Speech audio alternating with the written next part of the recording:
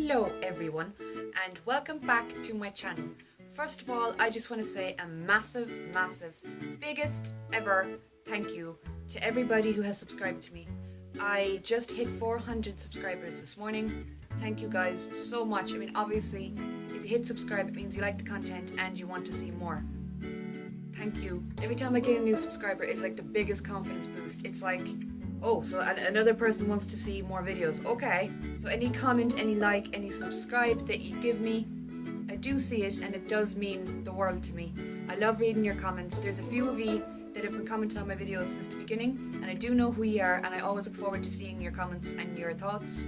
And every time I upload a new video as well, there's some new comments from new people that I haven't seen on my channel before. So welcome to anybody who is new. And to anybody who's been here since before I even had 20 subscribers, thank you for sticking around and continuing to watch. I hope anybody who sees this video enjoys it, and yeah, so let's just get into it. So, based on the title, I'm going to be talking about the finale and what I think is going to happen. I made a little list of stuff. Look at my list. Can you see? Look at the state of that list. So that's what I'm working off of at the moment. Because I have to keep myself focused because I get off track so easily. So, in the last episode, we saw Carol left because she didn't want to kill anymore and she knew she'd kill for the people that she loved. So she fucked away out of it. Then Rick and Morgan went off looking for her. Carol came across a group of people, shot them fucking dead, and left. Rick and Morgan then arrived on the scene. Morgan, being Captain Obvious, was like, oh look, there's blood, oh my god, it must be Carol's. No shit, man. They left to follow her. And then one of the fuckers had survived. He fucking lived, with the blood dripping down his back. He followed Rick and Morgan. Last scene that we see Rick and Morgan in, they part ways. Morgan goes off to look for Carol. Rick goes back to Alexandria, which is the best fucking idea anybody had all episode. Everybody left Alexandria at the one time. They all left. Daryl went off to find Dwight to fucking give him his comeuppance because he's a fucking... he is just... He left to try and find Dwight and kill him. Glenn, Michonne, and Rosita also left. And then Rick and Morgan left. So, I mean, lads, come on. Have you not learned anything from the fucking apocalypse? You don't leave people. You stay together. So that was where Carol, Morgan, and Rick went. Then you have Daryl. Daryl left to go find Dwight to try and kill the motherfucker. Glenn, Michonne, and Rosita then went after him because, hello, it's a stupid fucking idea. You can't go off by yourself and take on a group of people and expect to live. Rosita then went with Daryl. Glenn and Michonne turned to leave. Can't believe Glenn left him out in the fucking forest. Still not over that. Glenn and Michonne then get captured by all the fellas who were whistling in the forest like it's the Hunger Games. Daryl and Rosita then come up on the two of them and they try to save them, but Dwight, my favourite person in the world, comes out from behind a tree and he's all, hey. I honestly didn't think much of that. I thought, oh fucking hell, here he is again. And then he shot Daryl. Now, if you've seen my reaction video to this week's episode, you know my views on that scene. I have watched it, I have thought about it, I have read a few people's comments. I have come to the conclusion that he did shoot Daryl, but he shot him in the shoulders. The gun, it didn't look high enough to be like a headshot. The way Daryl fell as well at the last minute, it kind of looked like he was reacting to being shot in the back.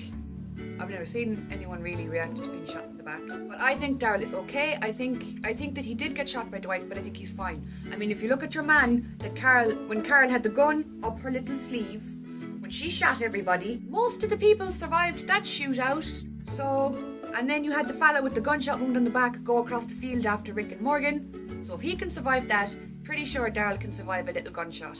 A little gunshot. So that is how that episode ended. So that is where Glenn, Michonne, Daryl and Rosita are. They're all with Dwight and he's wonderful people. Rick is back in Alexandria with Abraham, Sasha, Carl and Maggie. Now Maggie, God love her. She cut off all of her hair. It was gorgeous on her, like I said. I really do love that hairdo on her. She cut off all her hair and it seemed like they were foreshadowing her taking over Hilltop, which is what happened in the comics. Then she started screaming, holding on to her belly, and I took that as a bad sign. So it's too early for her to be in labour, and if she is in labour, they don't have the medical equipment, they don't have the experience to save the baby, so if it is labour, the baby I don't think will survive. It's either that or she's having a miscarriage. In one of the last episodes, when Carol and Maggie were being held captive, we saw Maggie get a kick to the stomach, and she got like her t-shirt slashed. Now when she got the kick to the stomach, that kind of stuck out in my head more than anything. She got kneed in the belly, and she's pregnant. And then when her and Glenn were in the shower, and they were showering, as you fucking do in a shower, duh. She had bruises on her back. The fight had seriously injured her. So I have a horrible, horrible feeling it's a miscarriage.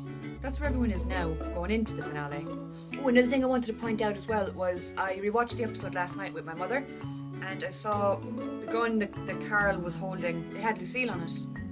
It had a little bat and a barbed wire. I'll try and search a picture if I can. I can't believe I didn't notice that first time round. I had to watch it a second time to notice that. I feel ashamed. Now, about the finale. Greg Nicotero is directing the finale. This is his 4th episode that he's directed this season. He's directed many others over the course of the whole series. Greg is a fantastic director. He never disappoints. I mean, he's always on point with his episodes. He directed the first episode of season 6 and he's directed the last episode of season 6. So we're coming full circle with Nicotero. Now, I love the contrast between Daryl and Carol. Daryl at the start of season 6 was kind of softening out a little bit and he was talking to people. Daryl was softening up a little bit. He was speaking more like when he first met Dwight in the forest. Instead of instantly like attacking him and being like, who the fuck are you? He spoke to him. I mean, I know it. Looking back on it now, knowing what we know, it was a bad idea. Daryl fucked up. But he didn't know that at the time and he was trying to do the right thing. So he went from being kind of talk and trying to give them the benefit of the doubt. And then we see him go after Dwight, kind of all guns blazing. He's basically out for blood. We see him go from kind of calm and level-headed, think about things, to fuck this, I'm going to kill someone. And then with Carol, she went the opposite way. So at the start of the season, we saw her dressed up as the wolf. Remember when the wolves invaded Alexandria, she did the thing on, she had the W. So we saw Carol kind of killing everyone that she could, that she knew was an enemy. We saw her go from that to she can't kill people. She left her group because she couldn't face killing people anymore. So her and Daryl have kind of completely swapped. I really find that interesting. So Negan is going to be in next week's episode. Thank you God, finally. I mean, there's a few comments in my last video of people saying Negan scene has to be drawn out. They're building anticipation. I get that. I do, I understand that. What I'm saying is they've dragged it out for too long now. I feel like they have dragged it out, and I'm so happy the finale is next week because I don't know how much longer I could have waited with all the I'm Negan shithead. We're all Negan. So I'm glad that we're finally going to meet Jeffrey Dean Morgan next week. I loved him in Supernatural, and his little cameo in Batman vs Superman was pretty good too. So I'm excited to see what he brings to the character, how he gets to know Negan's character and kind of adapts the character for the screen. I can't wait to see how that happens. Now, as for the Lucille death, I don't know. I've changed my mind so many times.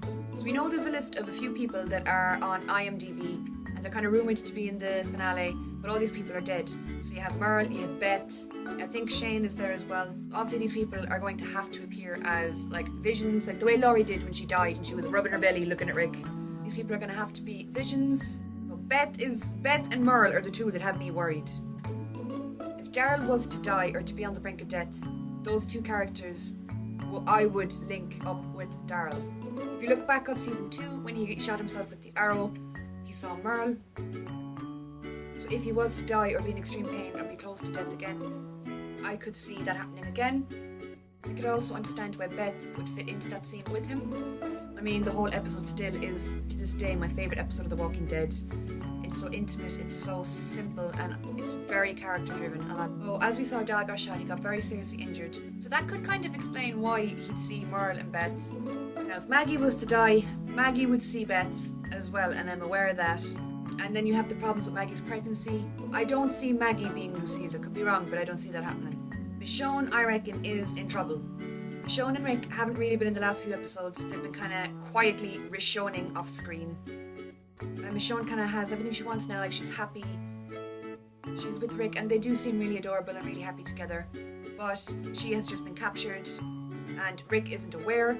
The two of them weren't in the last few episodes really, and then they were both kind of central characters in this week's episode, so that has me like, AMC, the fuck are you doing with my feelings? So Michonne, I reckon, is on the list for Lucille. Then we have Carol. I mean, I think I kind of touched on why Carol could end up being Lucille. She went from being this timid little woman in season 1 with all that horrible backstory to this fighter, this survivor, this badass motherfucker. And then she went from being that to a little bit crazy when, you know, she burnt Tyrese's girlfriend. Can I be going, Carol, it's getting hard to defend you, honey. Calm down. She went from being like that to kind of leveling out again. And now she's gone like polar fucking opposite. And she's kind of gone a little bit Morgan. She doesn't want to kill this, that, and the other. That's going to cause complications in itself. And I've had a good few people as well say about Morgan, oh, give Morgan a chance, he's a great character. I see he's an interesting character. I understand why he is the way he is. I understand why he doesn't want to use violence, why he uses his big wooden stick instead of guns.